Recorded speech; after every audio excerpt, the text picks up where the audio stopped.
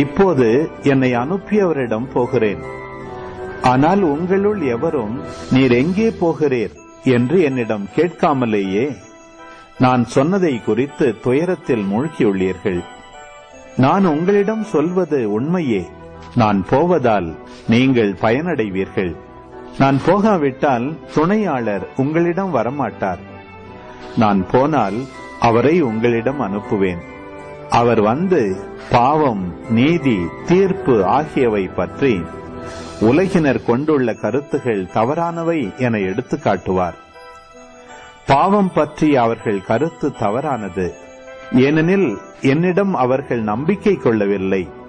நீதி பற்றி அவர்கள் கருத்து தவறானது, ஏனெனில் நான் தந்தையிடம் செல்கிறேன். நீங்களும் இனி என்னை காண மாட்டீர்கள். தீர்ப்பு பற்றி அவர்கள் கருத்து தவறானது, ஏனெனில் இவ்வுலகின் தலைவன் தண்டனை பெற்றுவிட்டான்.